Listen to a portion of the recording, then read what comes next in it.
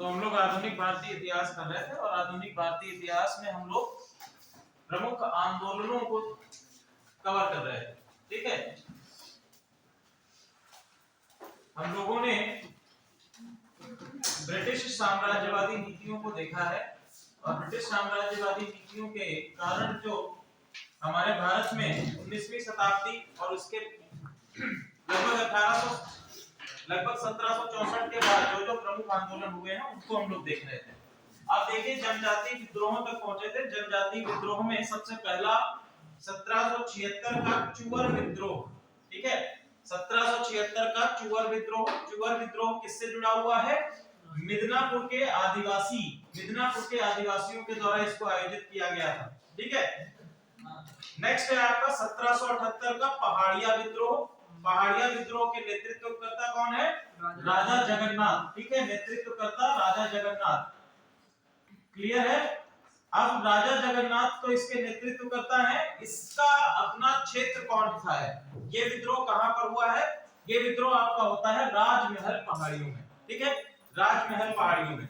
इसके बाद 1818 और 1913 का भील विद्रोह। ठीक है, भील विद्रोह 1913 का जो भील विद्रोह है उसके नेतृत्व करता है गोविंद गुरु। ठीक है, इस तरह के क्वेश्चंस आपसे वनडे एग्जामिनेशन में और यूपीपीसीएस या यूपीएससी में भी इस तरह से क्वेश्चंस पूछे जाते हैं, जिसमें आपको मिलान करने को दे दिया जाता है या फिर सही सुमेलन करने को दे दिया जाता है प्रमुख आंदोलनों से जुड़े उनके क्षेत्रों तथा उनके लीडर्स से या नेतृत्वकर्ता से रिलेटेड।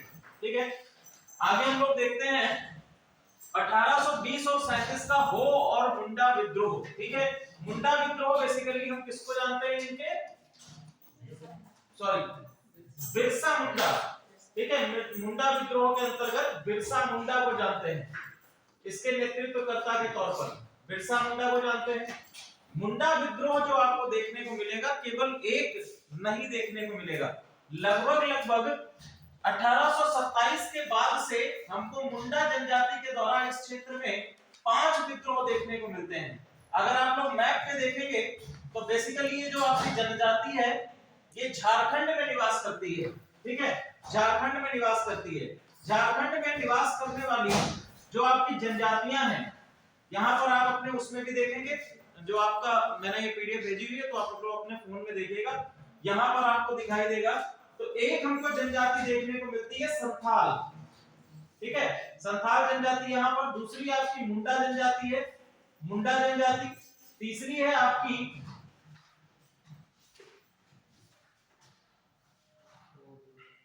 ईराव है और आपकी हो। ठीक है, ये जनजातियां हैं जिनके द्वारा जो झारखंड की प्रमुख जनजातियां हैं, इन्हीं के द्वारा हम देखेंगे कि आपके डिफरेंट जो विद्रोह हैं उनको शुरू किया जाएगा।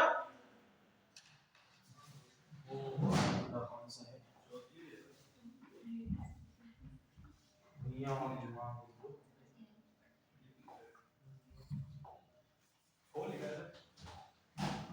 ठीक है, हो और मुंडा विद्रोह। ठीक है, तो आपका मुंडा विद्रोह बेसिकली बिरसा मुंडा से संबंधित है और हो जो विद्रोह है ये आपका बेसिकली संबंधित है छोटा नागपुर के क्षेत्र में होने वाले राजा परहट के नेतृत्व में जो आपका आंदोलन हुआ है उसको।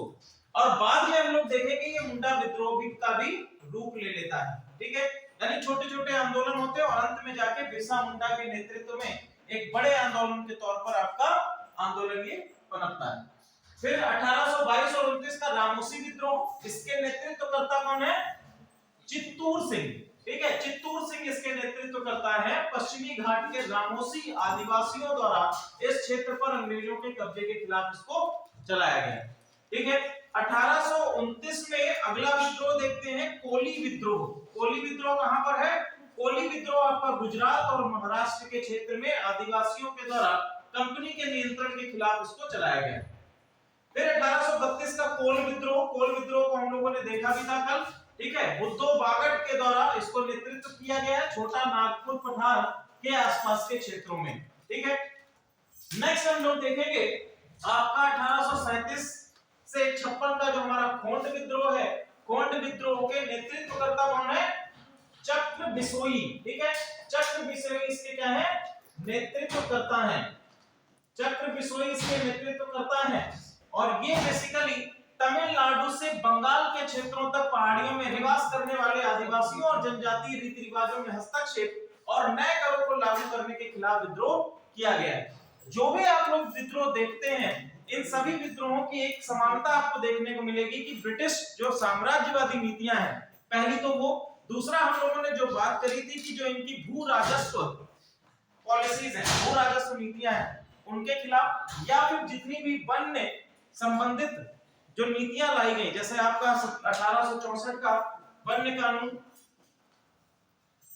1864 का आपका जो वन कानून है वो, फिर 1878 में उसको संशोधित किया गया, 1878 में संशोधन किया गया और अंतिम हमको देखने को मिलता है 1927 में अंतिम बार संशोधन किया गया है। क्लियर? तो वन्य नीतियां हो गई। दूसरी चीज एक और आपको देखने को मिलेगी, यहां पर जो क्या 65 है, 65 कर लो भाई। अब यहां पर हमको एक और चीज मिलती है, इन क्षेत्रों में बाहर से आकर बसने वाले साहूकारों, देखिए जब हम लोग बात करते हैं कि बेसिकली यहाँ पर औद्योगिकीकरण शुरुआत होता है, औद्योगिकीकरण के साथ साथ हम एक और चीज देखेंगे कि इंडिया अब एक मार्केट की तरह बढ़ रहा था। अब एक चीज और भी हम लोगों ने देखी कि कृषि का क्या हो रहा था, अंग्रेजों के द्वारा कृषि का वाणिज्यीकरण कर दिया गया था। अब जब कृषि का वाणिज्यीकरण किया जा रहा है, ऐसी स्थिति में किसानों का सबसे ज्यादा विनाश होगा या कृषि का विनाश होगा।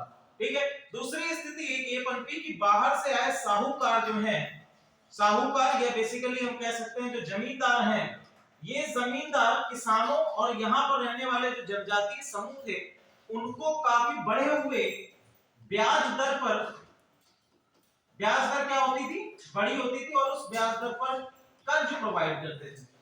अब ऐसी स्थिति में जब कर्ज बड़ी हुई ब्याज दरों पर हो रहा है, तो ऐसी स्थिति में किसान अपना मूल तो क्या, अपना ब्याज तो क्या मूल भी नहीं चुका पाता था, और अंततः ये खेती किसके पास ट्रांसफर हो जाती थी, जमींदारों या साहूकारों के माध्यम से, साहूकारों के उसमें।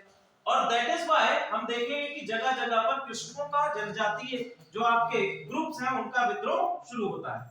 1855 से 56 का संथाल विद्रोह, ठीक है, ये भी आप देखिए साहूकारों और जमींदारों के खिलाफ सिद्धो और कानू के नेतृत्व में बिहार के आदिवासियों के द्वारा शुरू किया गया है।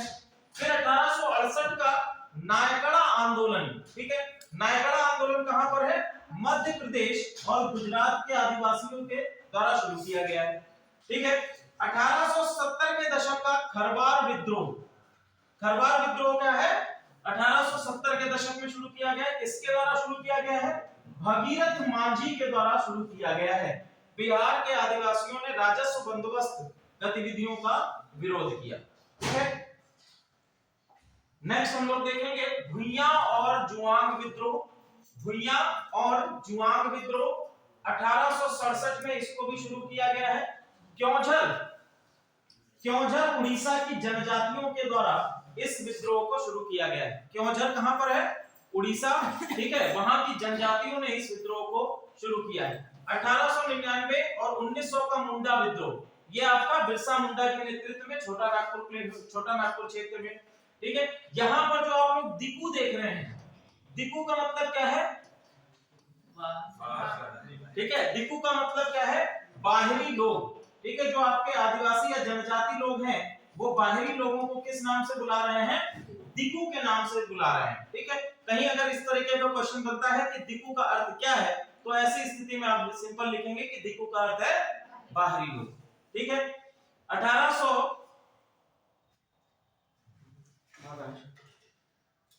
हेलो, हाँ नहीं, पूर्णांक 150 होगा।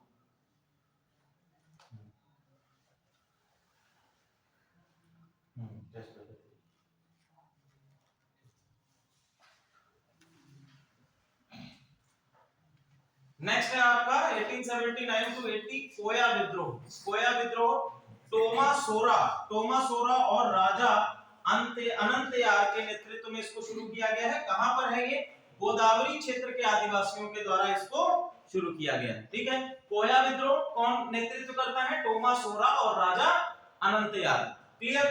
नेक्स्ट हम लोग देखेंगे बस्तर विद्रोह 1910 का जगदलपुर के आदिवासियों के द्वारा इसको शुरू किया गया है। बेसिकली ये सामंती व्यवस्था के खिलाफ है।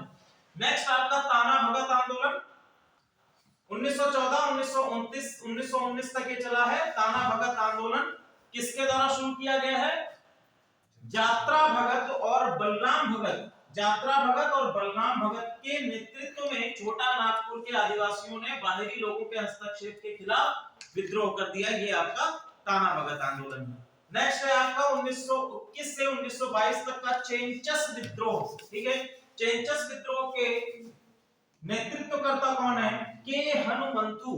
ठीक है, के हनुमंतु के नेतृत्व में आपका चेंचस विद्रोह आता है। नल्ला मल्ला, ठीक है, नल्ला मल्ला पहाड़ियों के आदिवासियों के द्वारा इसको शुरू किया गया। ठीक है, नेतृत्वकर्ता याद रखिएगा, कहां पर किया जा रहा है इसको भी याद रखिएगा। 1922 से 1924 का रंपा विद्रोह, रंपा विद्रोह के नेतृत्व कौन है? अल्लूरी सीताराम राजू।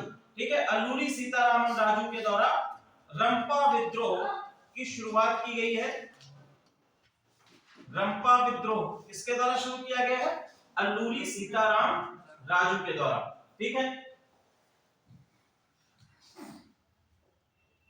नेक्स्ट है आपका north eastern frontier tribal movement, जो आपके हम बेसिकली 7 राज्यों को देखते हैं नॉर्थ ईस्ट के। उन राज्यों में जो आपके विद्रोह शुरू हुए हैं उनकी हम लोग बात कर लेते हैं, कौन कौन से विद्रोह हैं। देखिए, बहुत ही फैक्चुअल डेटा है और एग्जाम में भी बहुत ही फैक्चुअल ही आपसे पूछेगा। अगर आपका मेंस में क्वेश्चंस आता है डिफरेंट विद्रोह के खिलाफ तो उसकी प्रकृति क्वेश्चंस की अलग होगी। ठीक है, और वैसे इस पार्ट से मेंस में इस तरह के क्वेश्चंस नहीं बनते हैं।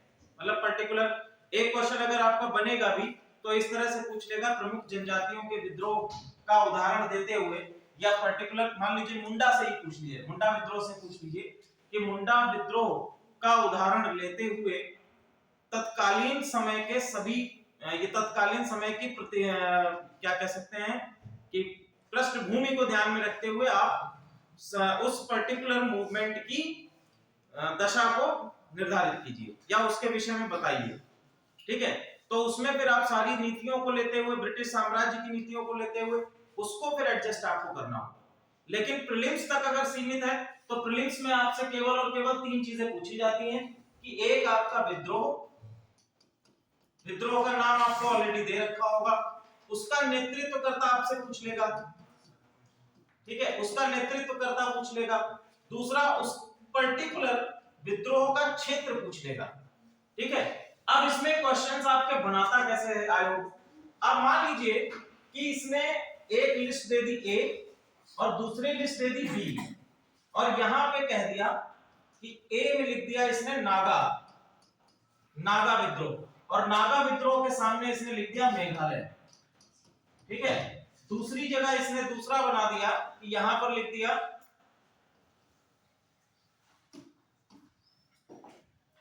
मुंडा विद्रोह।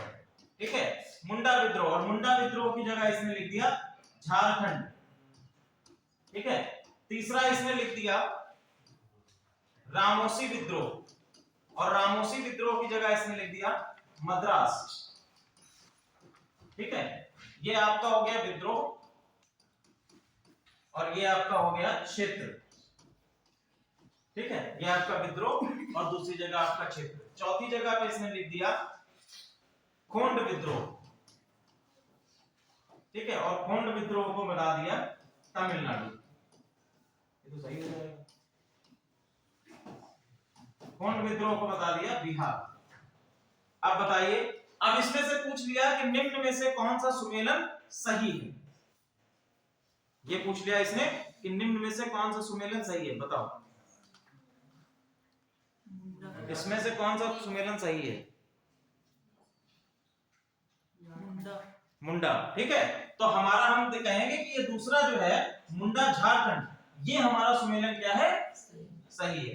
इस तरह के क्वेश्चन आपके बनते हैं। ये तो किससे हो गया कि क्षेत्र से किस तरह से क्वेश्चन बनेगा। अब सेम यहीं पर आपको दे दे कि यहां पर ये क्षेत्र को हटाकर क्षेत्र हटा दे और यहां पर क्या लिख दे? नेतृत्वकर्ता। यहां पर क्या लिख दे? नेतृत्व करता। तो ये आपका एक नया लिस्ट तैयार हो जाएगा। ठीक है, इस तरह के क्वेश्चंस आपसे बनेंगे आपके यूपीपीसीएस में। ठीक है, आरओ में इस तरह का क्वेश्चन जब पूछेगा तो आरओ में आपका डायरेक्ट क्वेश्चन पूछ लेगा, सिंपल कहेगा कि नागा विद्रोह के नेतृत्वकर्ता कौन है। नागा विद्रोह के नेतृत्वकर्ता निम्नलिखित में से कौन। इस तरह का क्वेश्चन आपसे बनता है। क्लियर है? चलिए आगे हम लोग बढ़ते हैं।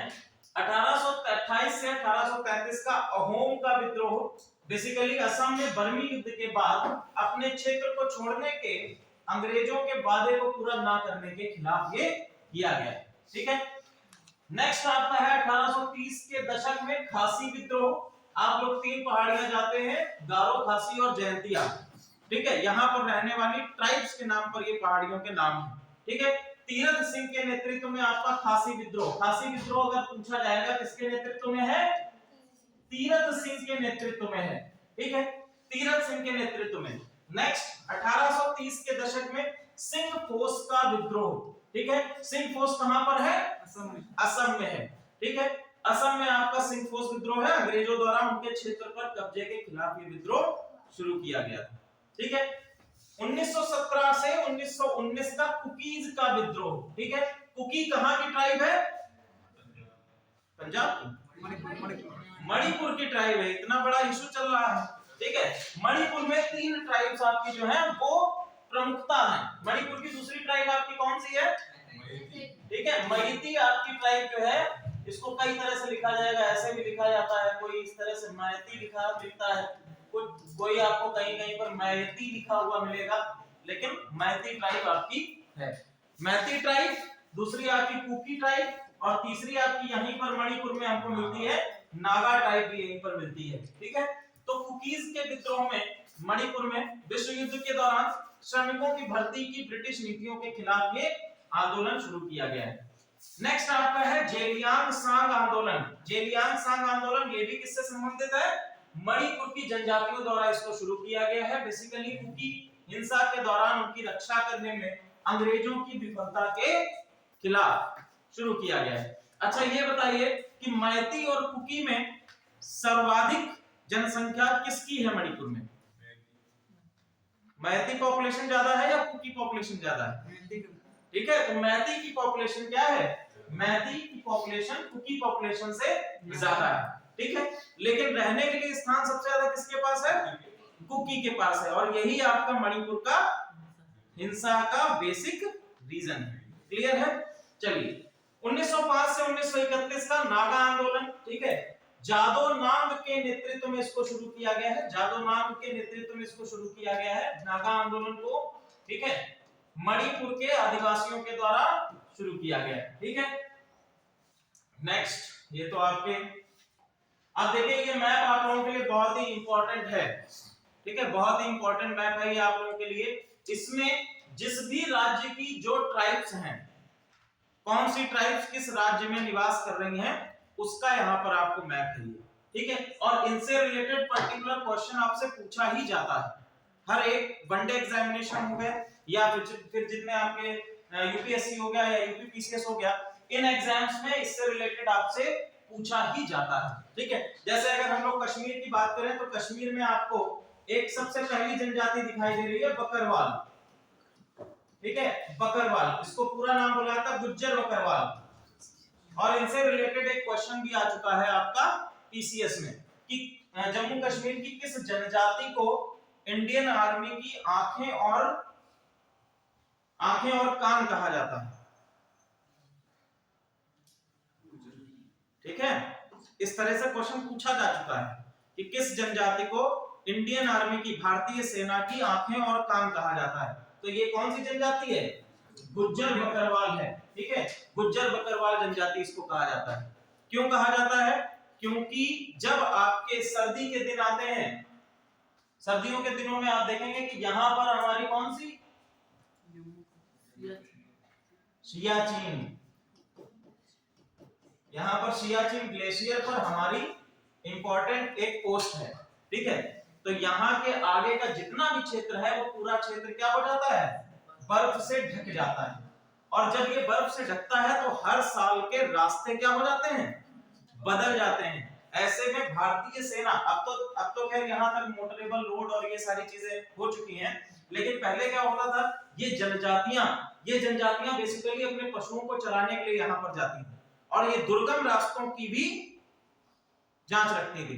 1999 में जब पाकिस्तान ने सियाचिन ग्लेशियर पर कब्जा जमा लिया तो सबसे पहले गुज्जर बकरवाल ही वो ट्राइब थी जिसने भारतीय सेना को सूचित किया। ठीक है, गुज्जर बकरवाल ही वहां तक पहुंच पाई, इसलिए इनको कहा जाता है इंडियन आर्मी की आंखें और कान। तो बाकी आप भी देख सकते हैं, जैसे एक आपकी डोगरा है, बारपा है, सिप्पी है, इसी तरह से हिमाचल प्रदेश में रहने वाली जनजातियां आपकी गद्दी है, पंसाली है, गुर्जर है। अगर हम लोग आ जाएं राजस्थान में, राजस्थान की सहरिया जनजाति है, गरासिया जनजाति है, मेरात है, भील है, मीणा जनजाति है। हर एक जनजाति को आप लोग स्टेट वाइज देख सकते हैं और ऐसे क्वेश्चंस आपसे बनेंगे ही आरओ में कि पर्टिकुलर जनजाति किस राज्य से या किस पर्टिकुलर क्षेत्र से बिलोंग करती है। एक क्वेश्चन आपको मिलेगा यूपीपीसीएस में मिले या फिर आपको मिल सकता है आरओ में भी। और ये जितने भी विद्रोह हैं उन विद्रोहों के क्षेत्र का मैप है कि कहां पर कौन सा विद्रोह हो रहा है। जैसे उड़ीसा में आप लोग देखेंगे खोंड विद्रोह है, 1837 का, नेतृत्वकर्ता कौन है, चक्र बिसोई। दूसरा है आपका चाड़का विद्रोह 1817, बख्शी जगबंधु के द्वारा इनका क्या किया गया है, नेतृत्व किया गया है। फिर संभलपुर विद्रोह है, सुरेश साई के द्वारा इसका नेतृत्व किया गया है। इसी तरह से जितने भी विद्रोह हैं आप सभी को इसमें मिल जाएगा। क्लियर है? तो ये मैप भी इंपॉर्टेंट है, दोनों मैप आप लोगों के लिए इंपॉर्टेंट है, अच्छी तरह से याद कर लीजिएगा। इसको कल हम लोगों ने खत्म कर लिया था, भील विद्रोह, ये सारा कुछ खत्म हो गया था। चलिए अब हम लोग आज की क्लास में शुरू करेंगे द रिवोल्ट ऑफ 1857।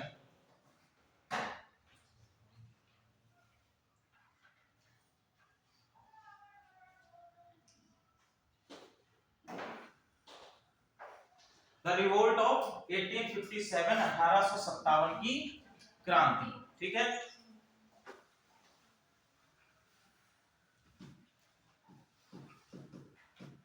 (1764) से 1857 तक का जो टाइम पीरियड है इसको हम भारत में क्या कहते हैं, कंपनी शासन के नाम से जानते हैं। कंपनी शासन या कंपनी रूल, कंपनी शासन या कंपनी रूल के नाम से जानते हैं। 1764 से भी मत करिए, 1773 से, 1773 से कंपनी रूल। ठीक है, क्योंकि 64 से 73 का जो पीरियड है वो एक एनालॉगी का चला जाता है, वहां पर आपको किसी प्रकार के कोई नियम नहीं दिखाई देते हैं, ना ही कोई एक्ट आएगा। 1773 में सबसे पहला एक्ट आता है, दैट इज व्हाई हम इसको कंपनी शासन के नाम से जानते हैं। अब 1857 तक आते आते 1857 की क्रांति के कुछ आपके छोटे छोटे रीजंस थे जो पहले से चले आ रहे थे, जिसको हम लोग अभी पढ़ चुके हैं कि छोटे छोटे विद्रोह जो हैं धीरे धीरे बड़े विद्रोह का कारण बनेंगे। और कुछ इसके क्या थे, तात्कालिक कारण थे। कुछ क्या थे, तात्कालिक कारण थे। अब तात्कालिक कारण में सबसे पहला कारण निकल के आता है, वो है आपका मिलिट्री। ठीक है, या हम कह सकते हैं सैन्य कारण।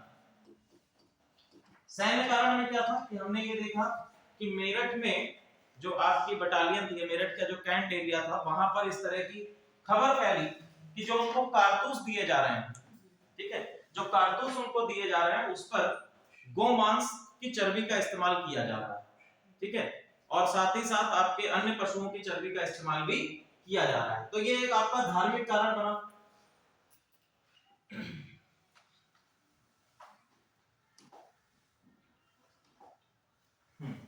विद्रोह के कारण अगर हम देखें तो विद्रोह के कारण में सबसे पहला आपका मिलेगा राजनीतिक कारण। कौन कौन से?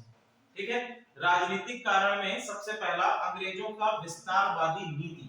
विस्तारवादी नीति या जिसको हम कहते हैं एक्सपेंशनिस्ट पॉलिसी। एक्सपेंशनिस्ट पॉलिसी के अंतर्गत हम लोगों ने कुछ चीजें या कुछ आपकी नीतियां देखी थी, जिसमें सबसे पहली नीति कौन सी थी भैया? सबसे पहली नीति थी आपकी सहायक संधि। ठीक है, हम ये जानते हैं कि विस्तार कैसे होगा, अन्य राज्यों को अपने उसमें मिलाकर। तो सबसे पहली पॉलिसी कौन सी आई? सहायक नीति आई। ठीक है। सहायक नीति के बाद दूसरी आपने कौन सी देखी, व्यक्तिगत सिद्धांत, ठीक है, व्यक्तिगत सिद्धांत या जिसको हम लोग कहते हैं डॉक्ट्रिन ऑफ लैप्स, ठीक है, डॉक्ट्रिन ऑफ लैप्स। तीसरा हमने देखा कि जिस तरह से अंग्रेजी साहूकारों के द्वारा किसानों पर कर्ज लादा जा रहा था, जिसके कारण अपनी भूमि तो कर्ज तो अपना चुका नहीं पाते थे, जिसके कारण अपनी भूमि उनको क्या करनी पड़ती थी, दे देनी पड़ती थी, ठीक है। तो ये कुछ आपके रीजंस थे। या हम इसमें ये भी जोड़ सकते हैं कि एक आपका भू राजस्व सिद्धांत या भू राजस्व नीतियां, ये भी एक बड़ा कॉज थी। अब देखो, विस्तारवादी नीति ने समाज के एक बड़े तबके में असंतोष था, अभी भी कई राज्य अंग्रेजों पर निर्भर थे, ठीक है, और संधि समझौते का अच्छे से पालन करते थे। लेकिन डलहौजी की विलय नीति, पेंशन बंद करने का आदेश, पेंशन बंद करने का आदेश, किसकी पेंशन बंद हो गई थी, नाना साहब की, ठीक है। अभी हम लोग देखेंगे 1857 जब आएगा तो नाना साहब की पेंशन बंद कर दी जाएगी, और नाना साहब जो है इसी पेंशन बंद होने के कारण ही युद्ध में पार्टिसिपेट करेंगे। डलहौजी द्वारा अपने व्यक्तिगत के सिद्धांत, व्यक्तिगत का सिद्धांत क्या है, जिसको हम लोग कहते हैं डॉक्ट्रिन ऑफ लैप्स, ठीक है, डॉक्ट्रिन ऑफ लैप्स। इसके अंतर्गत क्या होता था, यदि कोई भी राज्य जिसके पास अपना उत्तराधिकारी नहीं है तो उसके राज्य का विलय अंग्रेजों के राज्य में कर लिया जाए, ठीक है। वो डायरेक्टली क्या हो जाएंगे, वो डायरेक्टली ब्रिटिश साम्राज्य के अंतर्गत विलय हो जाएंगे, ठीक है। चलिए नेक्स्ट है, अब देखिए डलहौजी ने एक काम क्या किया, डलहौजी ने सबसे पहला कार्य किया कि यहां पर नाना साहब की पेंशन ना देने, मुगल बादशाह को लाल किले से बाहर रहने की घोषणा तथा कैनिंग द्वारा मुगल बादशाह से सम्राट की पदवी छीन लिया जाना, ये आपके कारण है कुछ। दूसरा हम लोग देखते हैं, डलहौजी ने अवध के क्षेत्र के साथ क्या किया, अवध के नवाब वाजिद अली पर कुशासन का आरोप लगाकर अवध का विलय ब्रिटिश में कर लेने के कारण अंग्रेजों के चरित्र पर भरोसा करना मुश्किल हो गया। अब देखिए बंगाल अवध के साथ क्या हुआ था, हमने ये देखा कि 1764 का जो बैटल ऑफ बक्सर था,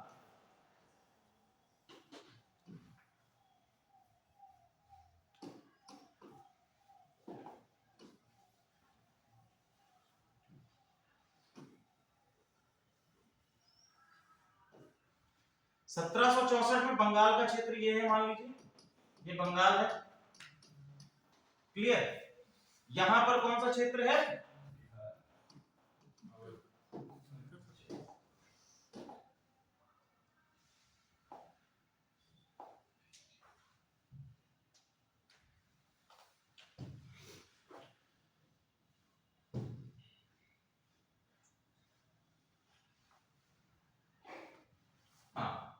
ठीक है। ये वाला जो आपका क्षेत्र है, ये वाला क्षेत्र जो है ये हम कहेंगे कि ये बंगाल का क्षेत्र है। 1764 में बैटल ऑफ बक्सर जब हुआ तो बंगाल, बिहार और उड़ीसा इन जगह की क्या मिल गई, दीवानी राइट्स मिल गए। एक और काम हुआ 1764 के बाद, 1764 का जो युद्ध है इसका अगर हम ये कहें कि फाइनल रिजल्ट क्या था, इलाहाबाद की संधि, ठीक है, इलाहाबाद की संधि। अब ये बताइए इलाहाबाद की संधि में क्या कह दिया गया, इलाहाबाद की संधि में क्या कहा गया था बताओ। अच्छा सम्मिलित कौन कौन था बताइए रेणु जी, बैटल ऑफ बक्सर में कौन कौन सम्मिलित था, किसके किसके बीच युद्ध हो रहा था, नहीं पता, आप बताओ। अवध का नवाब था,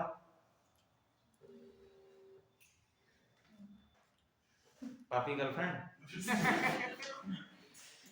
चलो बताओ, इलाहाबाद सॉरी किसका किसका कौन कौन था सम्मिलित, अवध का नवाब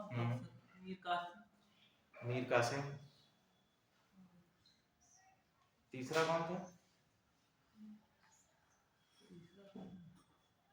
आप बताइए। 1764 का जो बैटल ऑफ बक्सर है इसमें किसके किसके मध्य आपकी बैटल हो रही है, अवध का नवाब उस समय कौन था,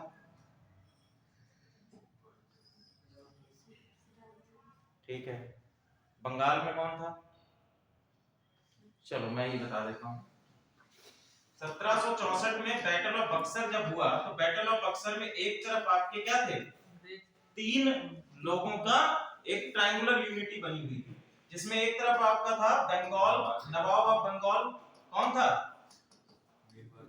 मीर कासिम, ठीक है। यहां पर आपका अवध में अगर हम आ जाएं तो अवध के नवाब के तौर पर नवाब सुजाउद्दौला है, और यहां पर हम लोग देखते हैं मुगल एम्परर भी तो है। मुगल एम्परर कौन सा मिले था, शाह आलम द्वितीय, शाह आलम सेकंड, ठीक है। और यहां पर कौन है,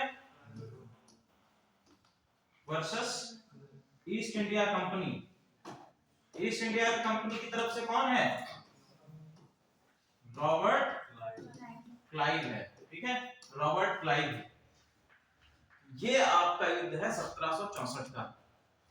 अब 1764 का जब ये युद्ध होता है, इसमें हम ये जानते हैं कि ये तीनों की हार होती है और अंत में इलाहाबाद की संधि होती है।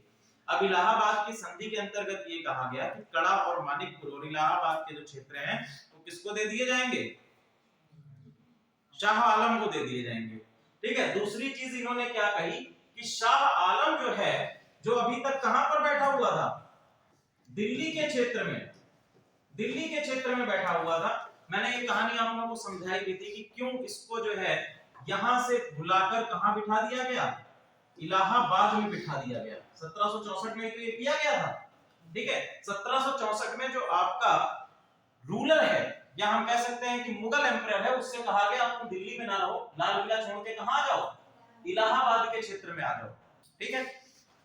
अब ये किया क्यों गया, मैंने आप लोगों को ये बताया था कि अभी भी जो आपका मुगल एम्परर है, मुगल सत्ता हालांकि क्या हो चुकी थी, पूरी तरह से डिक्लाइन हो चुकी थी, लेकिन अभी भी मुगल एम्परर जो था वो भारतीय सत्ता का एक स्टैंप था, या हम कह सकते हैं कि भारतीय पूरे कॉन्टिनेंट का एक पहचान था, एक सत्ता की पहचान थी। और वो 1857 तक भी आपको देखने को मिलेगी कि जब पूरा विद्रोह दिल्ली तक पहुंचता है तो उन्होंने क्या किया, अपना लीडर किसको बनाया, बहादुर शाह जफर को बनाया, जो कि एक मुगल था। यानी अभी भी जो आपकी सत्ता है कहीं ना कहीं किसको अपना लीडर मान रही है, मुगल्स को मान रही है।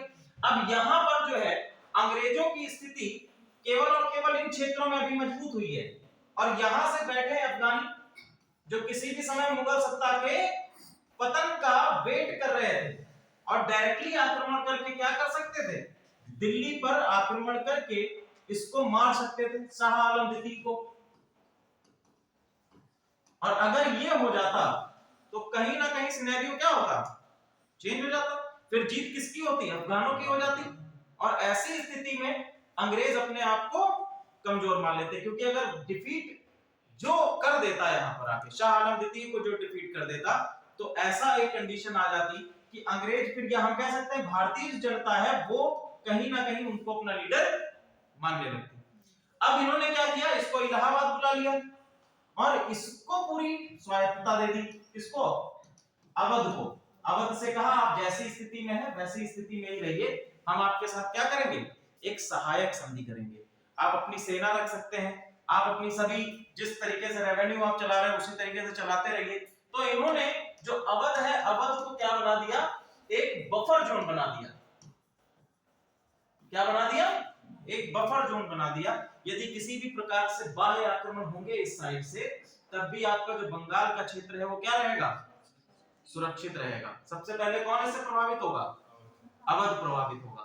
और अवध को स्वायत्तता दे रखी, ऑटोनॉमी दे रखी है, जिससे कि वो अपनी आर्मी भी डेवलप कर सकता है, अपनी सेना भी डेवलप कर सकता है, ठीक है। और इसको यहां बिठा रखा है, जो आपकी पूरी भारत का एक स्टैंप हो, उसको कहां बिठा रखा है, इलाहाबाद में, सुरक्षित जगह हो, कि वहां पर उसको कोई ना कुछ कर पाए, ठीक है। और अंत में आप देखेंगे कि 1857 तक आते आते फिर अवध को भी इन्होंने हथिया लिया। जब अपने आप को और मजबूत कर लिया, फिर अवध को भी शामिल कर लिया। क्लियर है, तो ये भी एक आपका।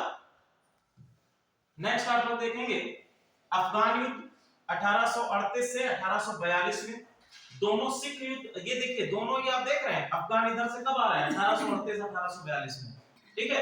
सिख युद्ध भी आप देखेंगे इसके बाद ही प्रारंभ होंगे, ठीक है। संताल विद्रोह ने अंग्रेजों की अपराजिता जैसी धारणा को तोड़ा और 1857 का विरोध प्रारंभ हुआ, तो इन घटनाओं ने लोगों के मनोबल को भी बढ़ाया, ठीक है। चलिए आर्थिक कारण में हम लोग देखेंगे भू राजस्व की नीतियां। भू राजस्व की नीतियों में हम लोगों ने देखा कि स्थायी बंदोबस्त की नीति आती है। स्थायी बंदोबस्त की नीति के अंतर्गत क्या हुआ कि अब करों को निर्धारित कर दिया गया, ठीक है। करों को निर्धारित कर दिया गया, फसल हो अथवा फसल ना हो, किसी भी कंडीशन में आपको टैक्सेशन क्या होगा, देना ही होगा, ठीक है। फिर ऊपर से इन्होंने क्या लगा दिया, सूर्यास्त कानून लगा दिया, ठीक है। सूर्यास्त कानून आप लोग जानते हैं क्या है, ठीक है। जो आपकी निर्धारित तिथि होगी उस निर्धारित तिथि या दिवस को अंतिम समय तक यदि आप कर नहीं चुका पाते हैं तो ऐसी स्थिति में आपकी जमीन को हड़प कर लिया जाएगा। दूसरा, औद्योगिक क्रांति के बाद मशीनों से निर्मित सस्ते व बेहतर गुणवत्ता वाले जब वस्त्र भारत में आए तो ऐसी स्थिति में जो भारतीय हथकरघा है या भारतीय हस्तशिल्प उद्योग है पूरी तरह से क्या हो गए, खत्म हो गए, ठीक है। ये भी एक रोष का कारण था। नेक्स्ट, सामाजिक और धार्मिक कारणों में देखें तो सामाजिक और धार्मिक कारणों में सबसे पहला ईसाई मिशनरियों को भारत में धर्म की निंदा करना, ठीक है। हम लोगों ने 1813 का एक्ट देखा था। 1813 के एक्ट में सबसे पहली बार हुआ कि मिशनरीज को भारत में आने का अनुमति दे दी गई। अब इसके बाद क्या हुआ, धर्मांतरण का प्रयास हुआ तथा सरकारी खर्चे पर सेना व स्कूल में धर्म प्रचार करना। नेक्स्ट, सरकारी नौकरियों में भी उन्हीं को पदोन्नति मिलती थी जो ईसाई धर्म को अपनाते थे। साथ ही किसी उच्च पद पर आम भारतीयों की नियुक्ति भी नहीं की जाती थी, ये भी आपका एक कारण। नेक्स्ट, वंशानुक्रम के हिंदू कानून को 1850 के अधिनियम द्वारा बदल दिया जाना, ठीक है। भारतीय होने के कारण लोगों को हर जगह अपमानित किया जाना, जैसे आप लोगों ने सुना भी होगा, Indians and dogs are not allowed. इस तरह की जो चीजें थी, अंग्रेज क्या कहते थे कि सबसे पहले हम सभ्य हुए हैं और हमारा ये फर्ज बनता है कि हम पूरी दुनिया को क्या करें, सभ्य बनाएं, ठीक है। वो अपने आप को सुपीरियर समझते थे, अपनी रेस को सुपीरियर समझते थे in comparison to other races, ठीक है। ये भी उनका एक नस्लीय भेदभाव का स्थिति थी। नेक्स्ट है, रेलवे और टेलीग्राफ की शुरुआत में भी भारतीयों में असंतोष का जन्म दिया, क्योंकि इनकी शुरुआत भारत में अंग्रेजी विस्तारवादी नीति के अंतर्गत की गई थी, ठीक है। तो हमने ये आपको समझाया था कि रेलवे का विकास क्यों किया गया, क्या ऐसे रीजंस थे जिनकी वजह से भारत में अंग्रेजों के द्वारा रेलवे चलाई गई।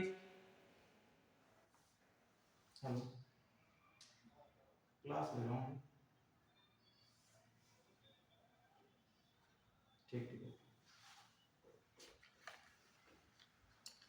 नेक्स्ट आप लोग देखिए, ब्रिटिश सरकार के द्वारा समाज सुधार जैसे सती प्रथा को समाप्त कर देना, बाल विवाह पर रोक लगाना तथा शिक्षा के लिए किए गए प्रयास से भी रूढ़िवादी भारतीयों के मन में यह संदेश था कि भारतीय सरकार भारतीय संस्कृति और परंपरा को नष्ट करना चाहती है, ठीक है।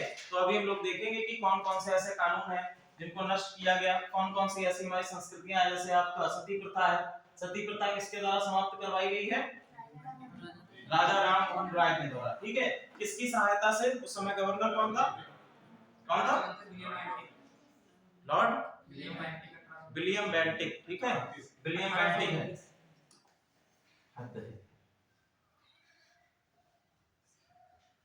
अच्छा, बाल विवाह के अंतर्गत बताइए, बाल विवाह कब समाप्त हुआ और उसके कारण क्या थे। हाँ 56 सही पहुंच रहे हो। अच्छा ये बताइए, भारत की पहली महिला डॉक्टर,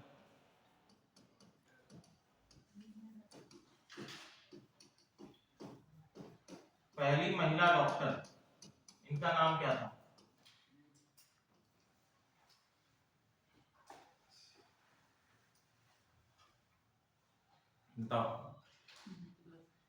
नहीं पता। देखो, भारत की पहली महिला डॉक्टर थी रुखमाना या रुखियाना, ठीक है। अब हुआ क्या, इनका विवाह हो गया 11 वर्ष की आयु में। किसके साथ हुआ, इनके पति थे भीखाजी कामाजी।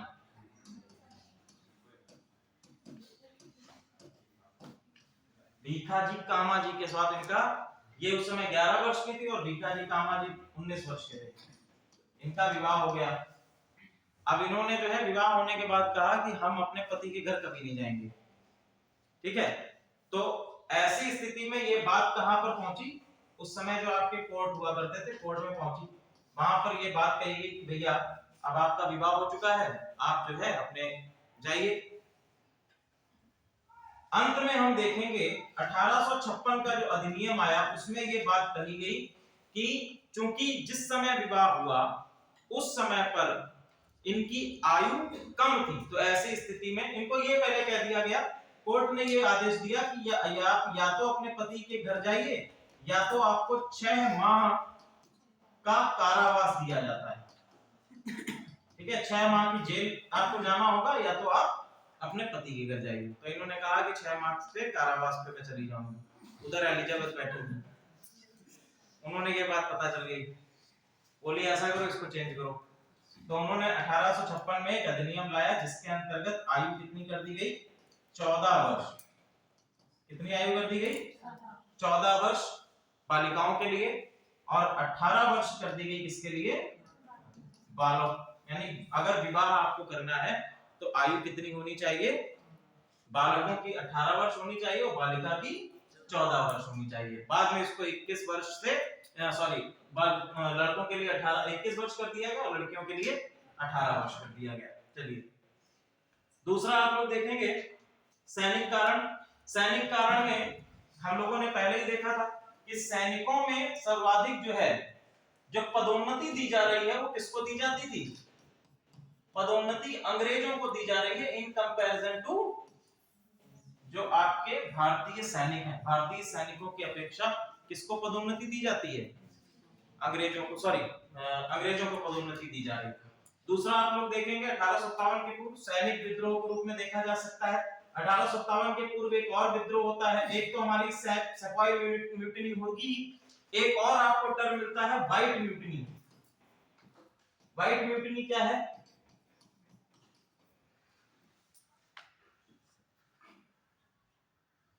व्हाइट म्यूटिनी क्या है, ये 1857 की क्रांति के बाद होगी, ठीक है। इसको अपने हम लोग देखते हैं।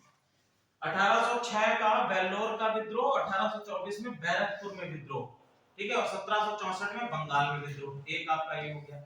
अंग्रेजों के नस्लीय व्यवहार जैसे बात बात पर अपमानित करना, कम वेतन देना तथा एक निश्चित पद के बाद पदोन्नति ना देना जैसे कार्यों से भी उनमें असंतोष व्याप्त था, ठीक है।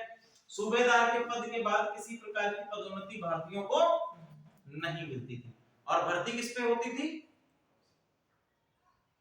जमादार के पद पर, ठीक है। जमादार के पद पर भारतीयों को भर्ती किया जाता था और सूबेदार के पद के बाद उनको किसी प्रकार की पदोन्नति नहीं दी जाती थी। अंग्रेज पैंट पहन सकते थे जबकि भारतीयों को केवल कच्छे में ही रहना पड़ता था, ठीक है। भारतीय सैनिकों को केवल और केवल हाफ पैंट पहनने का अधिकार था। एक भारतीय सिपाही को सामान्य पद के लिए यूरोपीय सिपाही से कम वेतन का भुगतान किया है। यानी दो व्यक्ति हैं, एक भारतीय और एक ब्रिटिश है, तो दोनों को सेम काम के लिए भारतीयों को कम वेतन दिया जाएगा। अगला देखते हैं 1850 के दशक में कुछ कानूनों ने भी भारतीय सिपाहियों को असंतोष बढ़ाया। 1854 में डाक घर कानून के द्वारा निःशुल्क डाक की सुविधा समाप्त कर दी गई, ठीक है। 1856 में भर्ती कानून द्वारा यह प्रावधान किया गया कि नए सैनिकों को विदेश में जाकर सेवा देनी होगी, यानी भारतीय सैनिक क्या करेंगे, विदेश में भी जाकर सेवा देंगे। परंतु भारतीय सैनिक समुद्र पार जाना अपने धर्म के खिलाफ समझते थे, ठीक है। समुद्र पार तो धर्म के खिलाफ माने जाता था, दैट इज व्हाई जो आपकी अंडमान एंड निकोबार में जेल थी उसको भी काला पानी कहा जाता था, क्योंकि समुद्र पार करना वो हमारी धार्मिक भावना को ठेस पहुंचाता था। नेक्स्ट, सेना में मिशनरियों के बढ़ते प्रभाव, जातीय प्रतीकों के प्रयोग पर प्रतिबंध जैसे कारकों से भी धार्मिक भावनाएं आहत हुई। नेक्स्ट हम लोग देखेंगे तात्कालिक कारण कौन से थे, ठीक है। तात्कालिक कारणों में हम लोगों ने देखा था कि 1857 के विद्रोह का तात्कालिक कारण क्या है,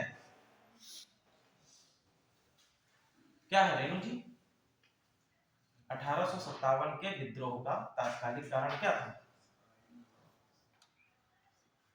क्यों अचानक से मंगल पांडे का सर घुमा और गोली चला दी।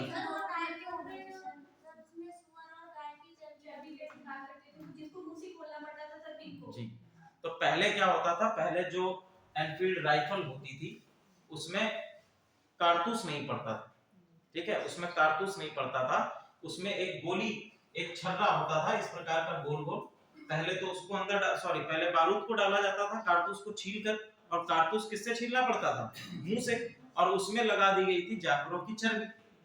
तो बारूद को पहले डाला जाता था, ऊपर से इस छर्रे को अंदर, एक उनके पास इस प्रकार एक लोहे की एक बड़ी सी छड़ होती थी, उस लोहे की छड़ से उसको प्रेस किया जाता था, पूरा प्रेशर दे दिया जाता था, उसके बाद चलाया जाता था। तो ये that was the main reason कि हम कह सकते हैं दैट वाज द तात्कालिक कारण था, जिसके कारण क्या हुआ, आपका मंगल पांडे के द्वारा मेरठ में सबसे पहली बार आजादी की पहली गोली चलाई गई। ठीक है, विद्रोह के स्थान और नेतृत्वकर्ता कौन कौन से हैं, कहां-कहां पर, इससे देखिए रिलेटेड बहुत सारे क्वेश्चंस आपके बनते हैं। ठीक है, कि कौन सा स्थान या कहां पर कौन सा विद्रोह था, किस स्थान पर कौन इनका लीडरशिप कर रहा था। ठीक है, सबसे पहले अगर हम देखें दिल्ली में, तो दिल्ली में बहादुर शाह द्वितीय और जनरल बख्त खां। ठीक है, ब्रिटिश अधिकारियों में कौन है, जॉन निकोलसन। क्लियर। कानपुर में हम देखेंगे तो कानपुर में नाना साहब और सर कोलिन कैंपबेल, ये आपके ब्रिटिश अधिकारी थे जिनके द्वारा इनको दबाया गया है या खत्म किया गया है इस आंदोलन को। बरेली में देखेंगे खान बहादुर खान है, सर कॉलिन कैंपबेल यहां पर भी है। लखनऊ में कौन नेतृत्व कर रहा है, बेगम हजरत महल, हेनरी लॉरेंस के द्वारा यहां पर इसको दबाया गया है। झांसी और ग्वालियर में, झांसी में लक्ष्मीबाई और ग्वालियर में तात्या टोपे। ठीक है, झांसी में लक्ष्मीबाई और ग्वालियर में Tatya Tope, general Hugh Rose के द्वारा इनको दबाया गया है। बिहार में कौन है, कुंवर सिंह, विलियम टेलर के द्वारा इनको दबाया गया। इलाहाबाद और बनारस में मौलवी लियाकत अली हैं, कर्नल नील के द्वारा इनको दबाया गया है। पंजाब में देखेंगे आम जनता और सेना है और हेनरी लॉरेंस के द्वारा इनको दबाया गया या इस क्रांति को दबाया गया। कौन कौन से नायक है यहाँ पर आप देख लीजिए, नाना साहब है, बहादुर शाह जफर है, खान बहादुर खान बरेली में, तात्या टोपे ग्वालियर में, रानी लक्ष्मीबाई झांसी में, कुंवर सिंह कहां पर है, बेगम हजरत महल लखनऊ में। ठीक है, बेगम हजरत महल लखनऊ। नेक्स्ट आप देखेंगे विद्रोह से संबंधित विचार। अब देखिए ये कई सारे नाम इसको दिए जाते हैं कि ये एक सैनिक विद्रोह था, ये एक जनजातीय विद्रोह था, ये एक राष्ट्रीय विद्रोह था। ठीक है, तो किस किस लोगों के द्वारा ऐसा कहा गया है, तो सैनिक विद्रोह किन्होंने कहा है, सेपॉय म्यूटिनी जिसको हम लोग कहते हैं, और मेनली हम इसको सैनिक विद्रोह ही मानेंगे, सेपॉय म्यूटिनी इसको कहा जाता है। तो हम सबसे पहले जॉन लॉरेंस, सीले होम, सैयद अहमद खां, इनके द्वारा क्या कहा गया है, इसको सैनिक विद्रोह कहा गया है।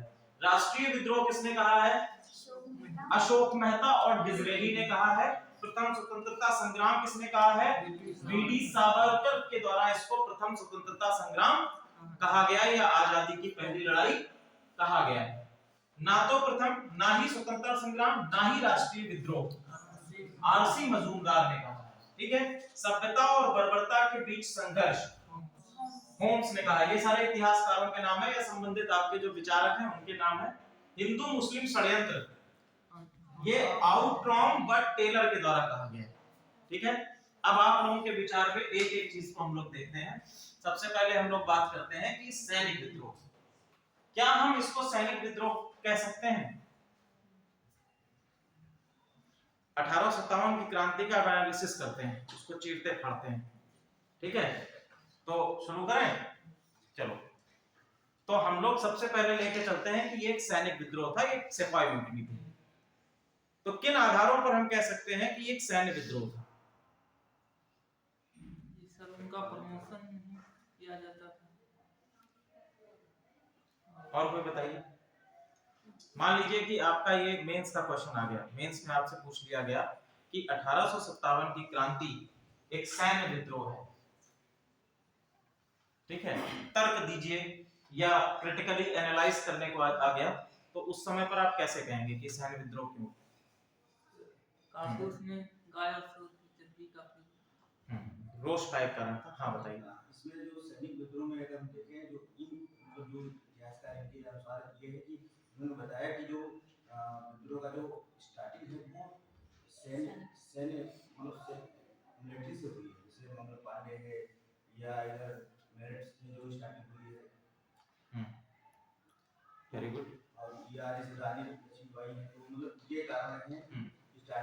की हुई वो इसके कारण हुई।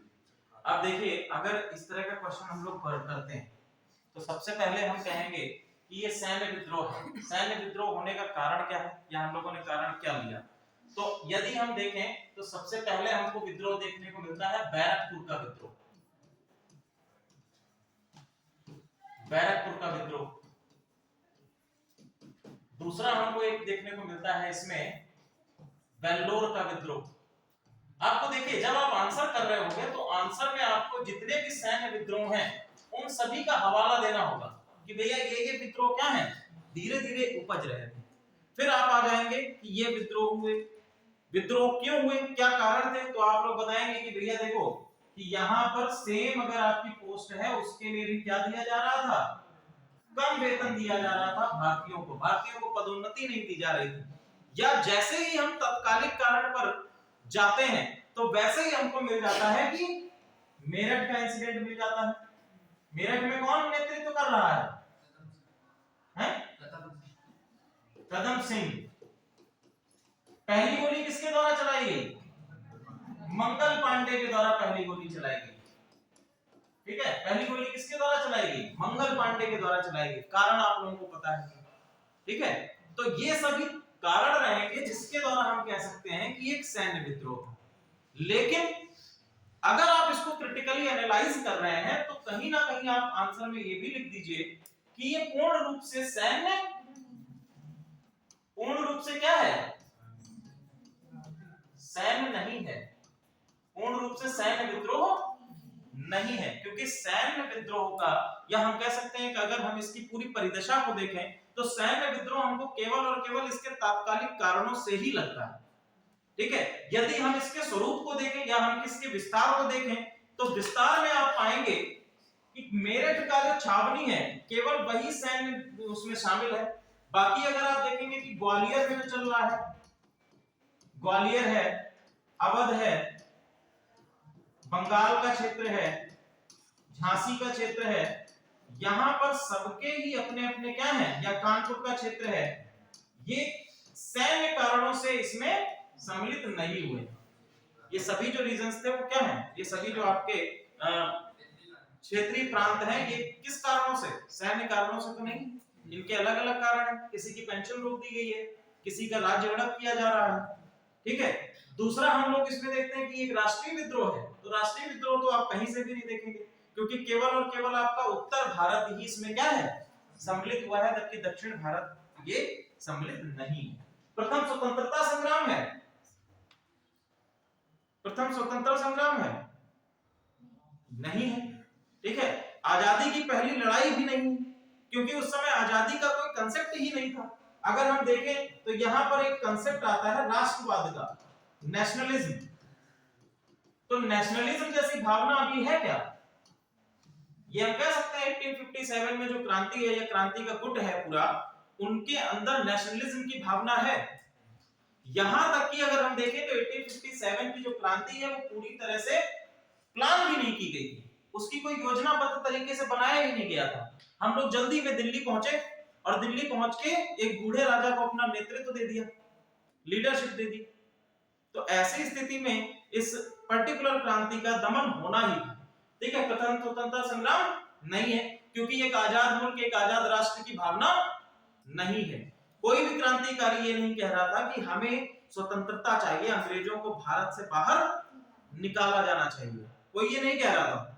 ना ही कोई ये कह रहा था कि हमें स्वराज दे दीजिए, वो तो सब बातें आगे आएंगी। ठीक है, अभी केवल क्या कह रहे थे कि भैया हमें हमारा राज्य दे दो, हमें हमारी पेंशन दे दीजिए, ये बातें हो रही थी। स्वतंत्रता जैसी कोई बात अभी भी नहीं हो रही। क्लियर है? ना तो प्रथम, ना ही स्वतंत्रता संग्राम, ना ही राष्ट्रीय विद्रोह। ये आप कह सकते हैं कि ये चीजें, मतलब ये वाला जो वारसी मजूमदार का एक मत है, ये कहीं ना कहीं इस पर्टिकुलर 1857 की क्रांति पर लागू होता है। क्लियर?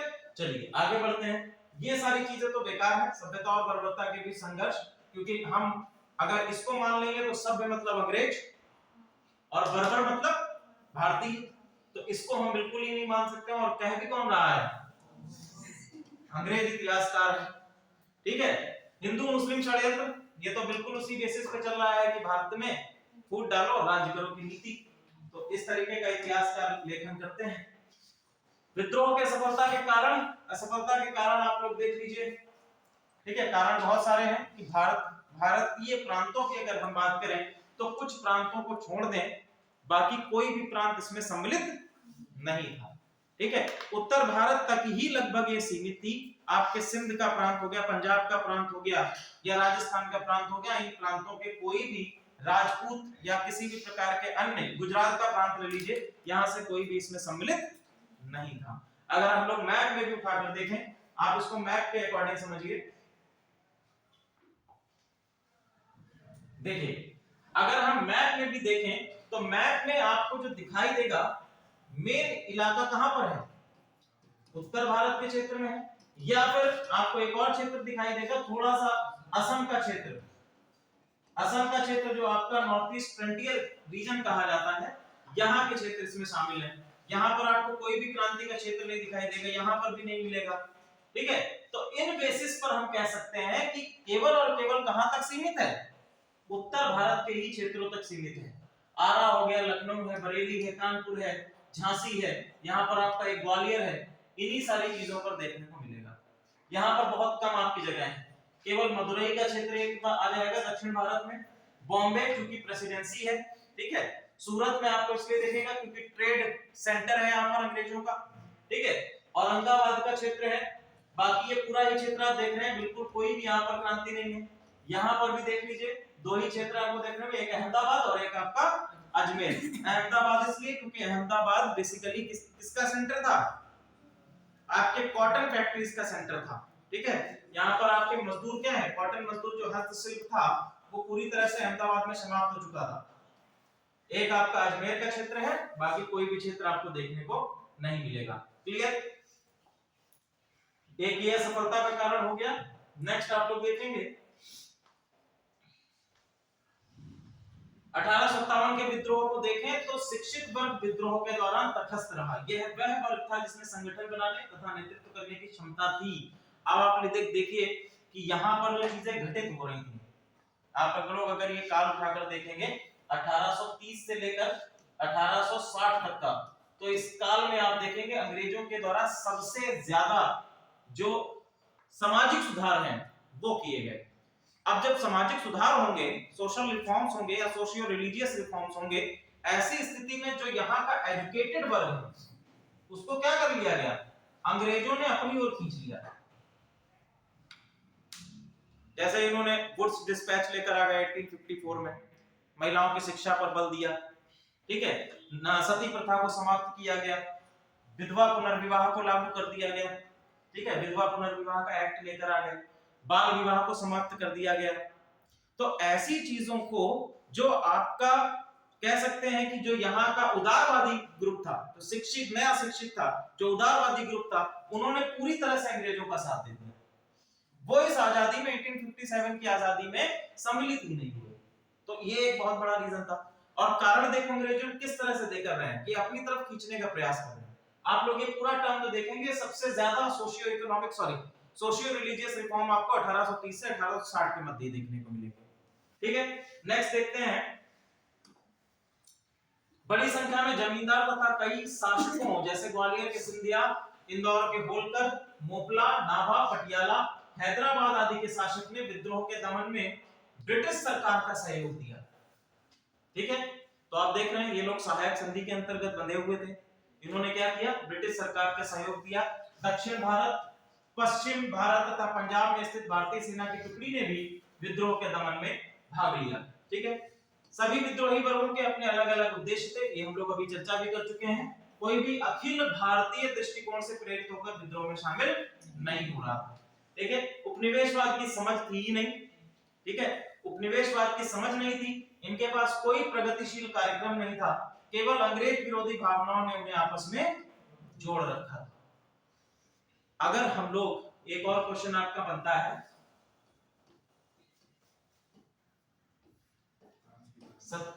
हाँ, 1789 की फ्रांसीसी क्रांति और 1857 की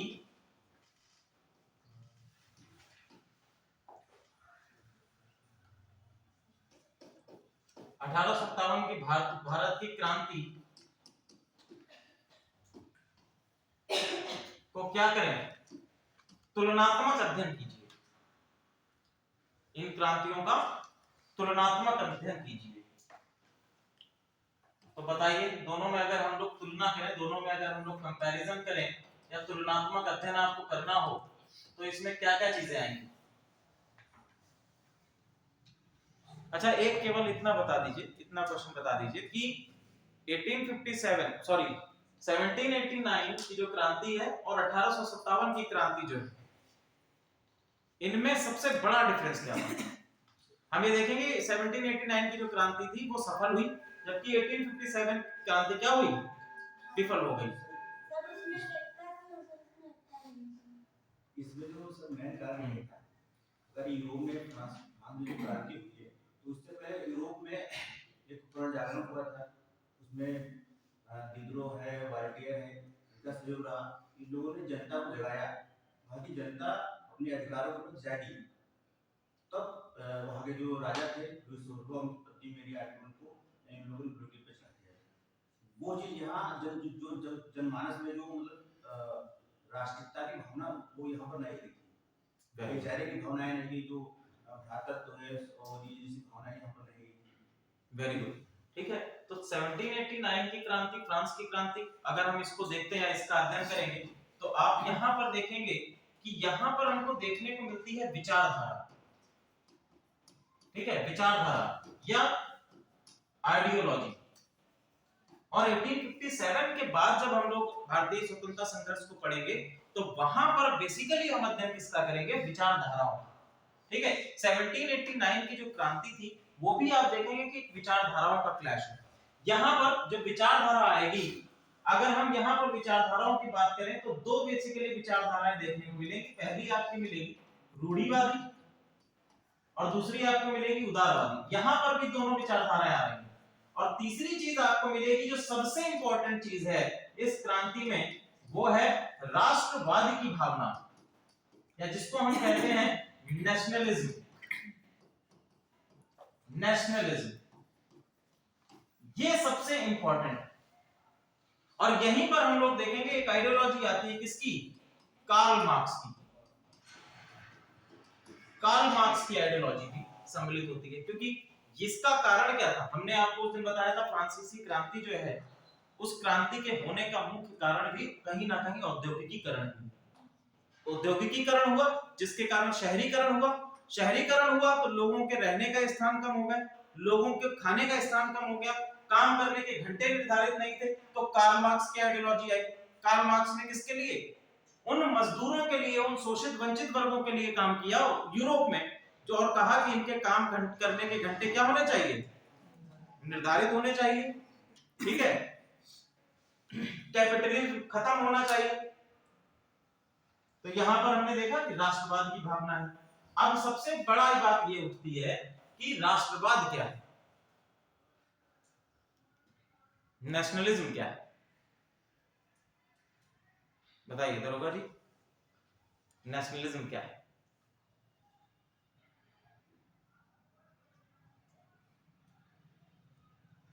बताओ सपना, आप बताइए बेटा। सत्यम बताओ, राष्ट्रवाद क्या है? बताओ नीरज। सर ये राष्ट्रवाद एक मतलब एक विचारधारा है जो अपने देश के प्रति मतलब एक जो लगाव होता है, आंतरिक लगाव होता है, या अपने देश के प्रति कुछ करने की जो भावनाएं होती है, तो ये विचार है और इससे संबंधित जो हमारा सिद्धांत होगा वो बात हो जाएगा। ठीक है, जातिगत अपने व्यक्तिगत और जातिगत मामलों को छोड़ के राष्ट्र के एक उद्देश्य को पूरा करने के लिए सारे लोग मिलकर जब काम करेंगे एक राष्ट्र के सपोर्ट। हाँ ये भी ठीक है।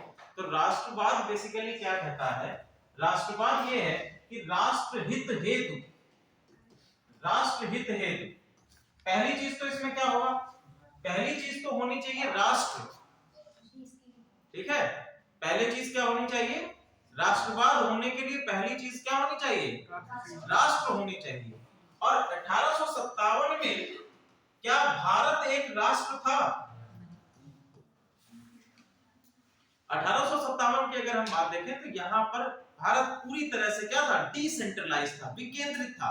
अलग अलग आपकी रियासतें हैं, कहीं पर ब्रिटिश इंडिया है, कहीं पर देसी रियासतें हैं, किसी के साथ में सहायक संधि हो रखी है, कोई अलग अपना बैठा हुआ है। तो ऐसी स्थितियों में एक राष्ट्र तो था ही नहीं, और जब राष्ट्र नहीं था तो राष्ट्रवाद कैसे हो सकता है। ठीक है, चलिए, तो राष्ट्रवाद हम कहेंगे कि राष्ट्रहित हेतु हमारे पास जो भी भावनाएं हैं और उसके लिए जो कृत्य हम लोग करते हैं वही क्या होगा, राष्ट्रवाद होगा। यानी राष्ट्रहित, राष्ट्र का सर्वोच्च हो, राष्ट्र का भला हो, ठीक है, आने वाला आपका ह्यूमन कैपिटल बढ़े, ये सभी चीजें राष्ट्र के अंतर्गत आती है। एक ऐसी शासन व्यवस्था की स्थापना करना जो कि सभी को समान लेकर चले, सबके अधिकारों की बात करे, यही तो राष्ट्रहित है। क्लियर, चलिए, और ये 1857 की क्रांति में उपलब्ध था ही नहीं। क्लियर है, तो यहां तक हम देखते हैं कि 1857 की क्रांति हुई, इसके क्या क्या कारण थे होने के, ठीक है, कौन कौन से सेंटर्स थे और क्यों ये क्रांति का दमन आसानी से किया जा सका, ये सभी चीजें हम लोगों ने देखी। आगे हम लोग बढ़ते हैं। विद्रोह के परिणाम, इस सैन्य नीति में बदलाव कर दिया गया। विद्रोह के बाद सैनिक नीतियों में व्यापक बदलाव किया गया। सेना में अंग्रेजों की संख्या बढ़ाई गई। बंगाल में सैन्य अनुपात 1:2 और बंबई तथा मद्रास में 2:5 कर दिया गया। ठीक है, सामरिक स्थानों पर अंग्रेजों की तैनाती की गई, जैसे शस्त्रागारों तथा तोपखाना इत्यादि। अवध के सिपाहियों की भर्ती रोक दी गई और उनकी जगह मराठा, सिख और गोरखा को वरीयता दी गई। क्योंकि सिख, मराठा और गोरखा ये बिल्कुल ही इस युद्ध के दौरान 1857 की क्रांति के दौरान क्या थे, पैसिव में थे। दैट इज व्हाई इनको क्या कहना गया, ब्रिटिश जो आपकी आर्मी है उसमें भर्ती दी गई। सैन्य नीति में बदलाव कर दिया गया। नेक्स्ट क्या बदलाव किया गया, राजनीतिक परिवर्तन। अब यहां से हम लोग देखते हैं कि राजनीतिक परिवर्तन के अंतर्गत अभी जो 1773 से हम लोग टाइम पीरियड ले रहे थे 1857 तक का, जिसको हम लोगों ने क्या कहा, कंपनी शासन कहा। इसके बाद यहां से कंपनी, यहां से जो ब्रिटिश गवर्नमेंट है वो देखेगी कंपनी के द्वारा क्या है, शोषण किया जा रहा है, चीजें नहीं संभाली जा रही हैं। दैट इज व्हाई पूरी तरीके से रूल अपने हाथ में ले लेते हैं और 1857 से 1947 का जो काल है इसको हम लोग कहते हैं क्राउन रूल। ठीक है, क्राउन रूल कहते हैं। क्राउन रूल के अंतर्गत क्या कहा गया, अब देखिए, सीधे ब्रिटिश क्राउन के नियंत्रण में लाया गया। ब्रिटिश सम्राट के प्रतिनिधि के रूप में गवर्नर जनरल को क्या कहा जाने लगा, वायसराय कहा जाने लगा। ठीक है, पहला वायसराय कौन है, लॉर्ड कैनिंग। प्रशासनिक नियंत्रण का पुराना ढांचा बोर्ड ऑफ कंट्रोल को क्या कर दिया गया, समाप्त कर दिया गया। बोर्ड ऑफ कंट्रोल हमने बताया था आपको, बोर्ड ऑफ डायरेक्टर्स थी, बोर्ड ऑफ कंट्रोल थी, तो बोर्ड ऑफ कंट्रोल को क्या किया गया, समाप्त कर दिया गया। उसकी जगह भारत सचिव और उसकी 15 सदस्य परिषद का निर्माण किया गया। और ये भारत सचिव और उसकी 15 सदस्य परिषद कहां रहेगी, भारत में रहेगी, यूरोप में, बताइए। ये जो भारत सचिव बनाया गया था और उसकी 15 लोगों की एक टीम बनाई गई, तो ये कहां थी, भारत में थी कि यूरोप में थी, अरे भैया ये सभी कहां थे, यूरोप में, ब्रिटेन की संसद में बैठे थे। ये सभी कहां थे, ये भारत में कभी आए नहीं। भाई रोष तो इसी चीज का था कि हमारे द्वारा जो गवर्नमेंट ऑफ इंडिया एक्ट ये लोग लाते थे, किसके लिए लाते थे, भारतीयों के लिए, जबकि यहां भारत में आते ही नहीं थे। ठीक है, ये तो कहां बैठे हुए थे, वहां बैठे हुए थे। ठीक है, ध्यान रखिएगा, 1947 तक यही स्थितियां बनी रहेंगी। कुछ और आंदोलन है आपके जिनको हम लोग देख लेते हैं सोशियो रिलीजियस रिफॉर्म में।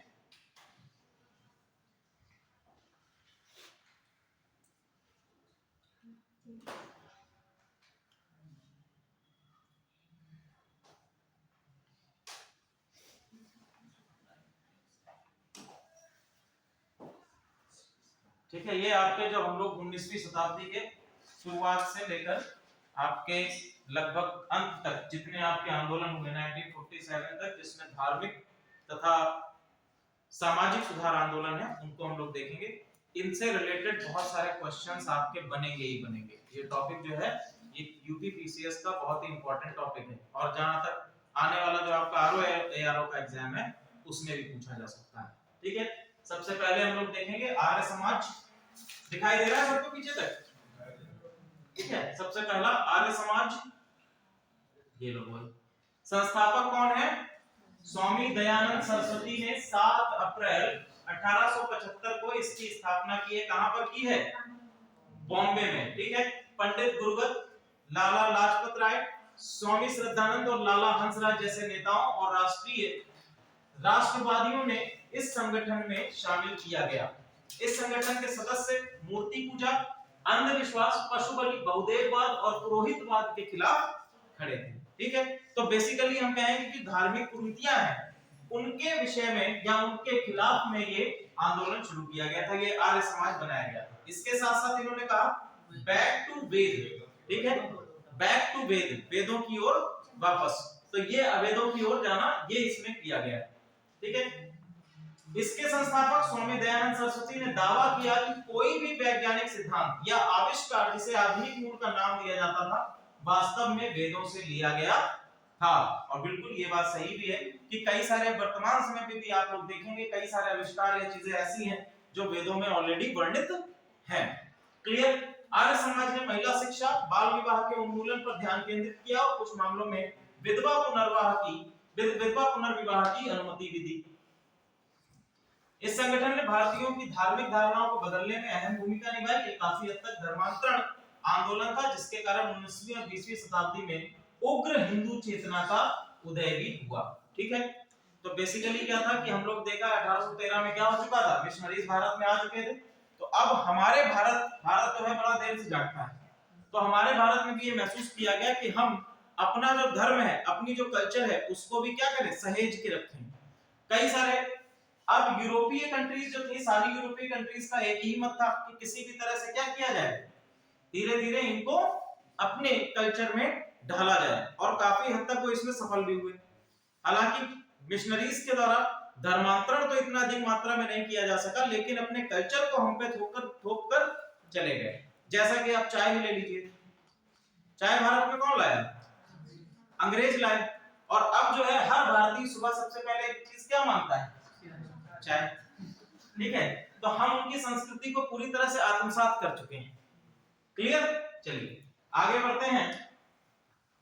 आर्य महिला समाज, आर्य महिला समाज जिसे महिलाओं का आर्य समाज भी कहा जाता है, इसकी स्थापना 1882 में पंडिता रमाबाई ने की थी। ठीक है, पंडिता रमाबाई के द्वारा क्या किया गया है? आर्य महिला समाज की स्थापना की गई है। नेक्स्ट हम लोग देखेंगे, यह संगठन भारतीय समाज में महिलाओं की स्थिति को ऊंचा उठाने के उद्देश्य से शुरू किया गया था। ठीक है, इस सामाजिक और धार्मिक सुधार आंदोलन ने महिला शिक्षा और बाल विवाह के उत्पीड़न को मुक्ति से बढ़ावा दिया। ठीक है, उस समय समाज में ये चीजें सबसे ज्यादा क्या थी? प्रचलित भी थी।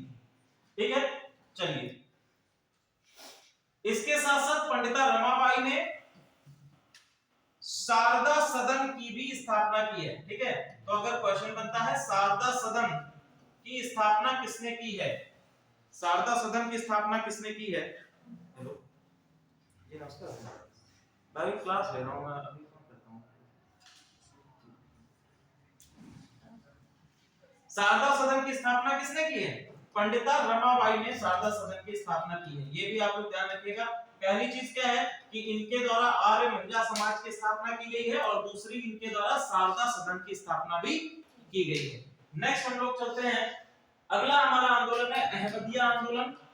ठीक है, अहमदिया आंदोलन जो है ये आपका इस्लामिक आंदोलन है। बेसिकली धार्मिक आंदोलन के अंतर्गत इस्लामिक आंदोलन है या इस्लामिक पुनरुत्थानवादी आंदोलन है। इस आंदोलन की शुरुआत किसके द्वारा? कादियान के मिर्जा गुलाम अहमद ने। ठीक है, कादियान के मिर्जा गुलाम अहमद के द्वारा 1889 में ईसाई मिशनरियों और आर्य समाज के विवाद के खिलाफ लड़ने के लिए की गई थी। ठीक है, तो अहमदिया आंदोलन किसने शुरू किया है? मिर्जा गुलाम अहमद के द्वारा इसको शुरू किया गया है। पश्चिमी उदारवाद और हिंदुओं के धार्मिक सुधार आंदोलन से प्रभावित होकर मिर्जा गुलाम अहमद ने इस आंदोलन को शुरू किया है। क्लियर? अहमदिया आंदोलन 1889। यूपीएससी का बहुत ही अच्छा एक क्वेश्चन बनता है इन्हीं सारी चीजों से। वो क्या देता है? अब जैसे पीसीएस का मैंने आप लोगों को बताया एक पैटर्न, यूपीएससी में क्या कर देगा? यूपीएससी में दे देगा कि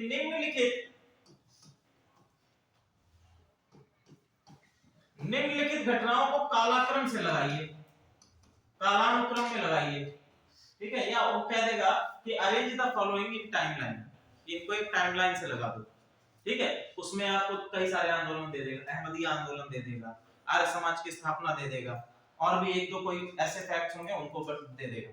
अब उनका ईयर भी आपको याद रखना होगा किस ईयर में हुआ है, तभी तो आप उसको लगा पाएंगे कालानुक्रम में। और ये यूपीएससी में पूछता है, ये पीसीएस में नहीं पूछेगा, ठीक है। नेक्स्ट हम लोग आगे बढ़ते हैं। आत्मीय सभा, आत्मीय सभा, ठीक है, दोस्तों के समाज के रूप में भी इसको जाना जाता है। इसकी स्थापना कब हुई है? 1814 में इसकी स्थापना हुई है। किसके द्वारा की गई है? राजा राममोहन राय के द्वारा इसकी स्थापना की गई है, राजा राममोहन राय के द्वारा। अब देखिए, ये राजा राममोहन राय का जो पूरा आइडियोलॉजी आप लोग देखते हैं वो किस पर आधारित है? एकेश्वरवाद पर आधारित है, और साथ ही साथ वेदांत या वेदों की ओर इस पर आपको देखने को मिलेगी। वेदांत जो वर्तमान समय में हम लोग देख रहे थे या उस समय की सामाजिक कुरीतियां थी, उनमें पूरी तरह से सनातन धर्म या वेदांत जो है वेदों को बुला दिया गया था।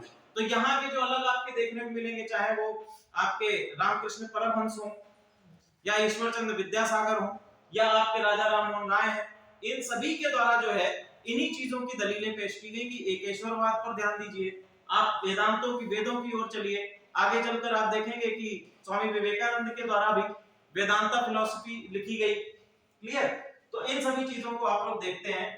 उन्होंने मूर्ति पूजा, अंधविश्वास, प्रथाओं, सामाजिक बुराइयों जैसे बाल विवाह, सती प्रथा आदि जातिगत कठोरता के खिलाफ भी अभियान चलाया। आत्मीय सभा के प्रसिद्ध सदस्य कौन कौन है?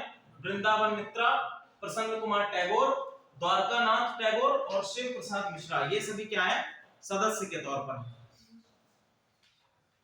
बैठे रहिएगा।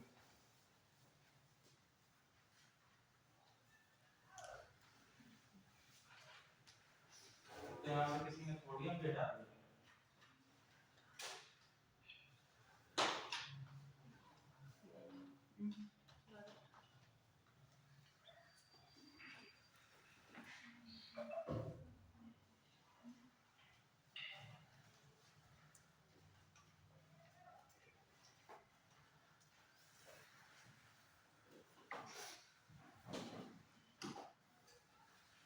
अगला है आपका ब्रह्म समाज, ठीक है। ब्रह्म समाज जिसको ब्रह्म सभा के रूप में भी जाना जाता है। ब्रह्म सभा की स्थापना कब हुई है? अगस्त 1828 में राजा राममोहन राय के द्वारा इसको स्थापित किया गया, ठीक है। ब्रह्म समाज के संस्थापक कौन है? राजा राममोहन राय, ठीक है। 1814 में उनके द्वारा स्थापित आत्मीय सभा ने 1828 में ब्रह्म समाज का रूप ले लिया, जिसको हम लोगों ने अभी पहले पढ़ा था, ठीक है। आत्मीय सभा और आत्मीय सभा फिर किसमें? ब्रह्म सभा, और ब्रह्म सभा वही आपका क्या है? ब्रह्म समाज है, ठीक। धार्मिक समाज ने मूर्ति पूजा की आलोचना की, सती प्रथा, बाल विवाह आदि ऐसी सामाजिक बुराइयों की भी निंदा की, और उन्होंने मानवीय गरिमा पर जोर दिया। ब्रह्म समाज का एजेंडा क्या है? हिंदू धर्म को शुद्ध करना और एकेश्वरवाद का प्रचार करना, ठीक है। इसमें उपनिषदों और वेदों पर ये आधारित है। चलिए नेक्स्ट है आपका देवबंद आंदोलन। देवबंद आंदोलन किसके द्वारा शुरू किया गया है? मोहम्मद कासिम नानोतवी और राशिद अहमद गंगोही ने 1866 में दारुल उलूम में इसको शुरू किया है, ठीक है। देवबंद आंदोलन कब शुरू किया गया है? 1866 में। किसके द्वारा शुरू किया गया? मोहम्मद कासिम नानोतवी और राशिद अहमद गंगोही के द्वारा इसको शुरू किया गया है, ठीक है। बेसिकली ये किससे रिलेटेड है? ये आपका इस्लामिक आइडियोलॉजी पर रिलेटेड है, ठीक है। और मुसलमानों के रूढ़िवादी वर्ग के द्वारा इसको आयोजित किया गया था, ठीक है। बेसिकली इसमें क्या था कि मुसलमानों को कुरान और हदीस की जो शिक्षाएं हैं उनका प्रचार प्रसार करना इसका क्या है? प्रमुख उद्देश्य है।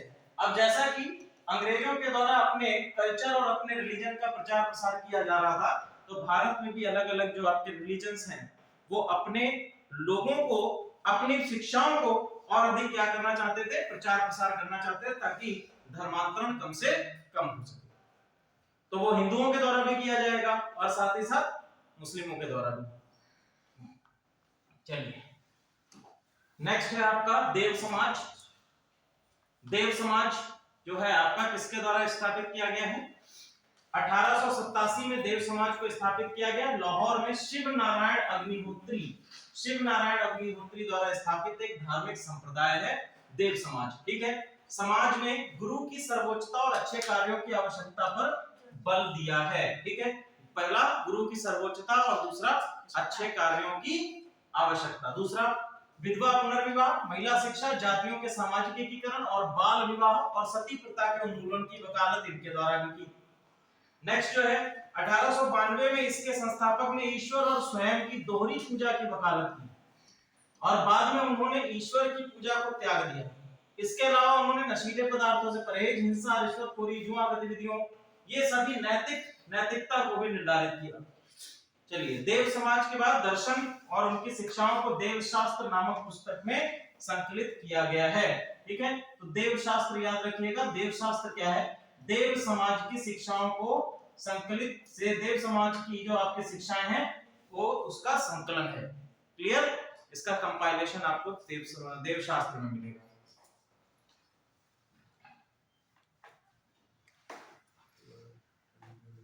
चलिए, आज की क्लास में इतना ही हम लोग करते हैं। नेक्स्ट क्लास में इसके आगे का हम लोग डिस्कस करेंगे।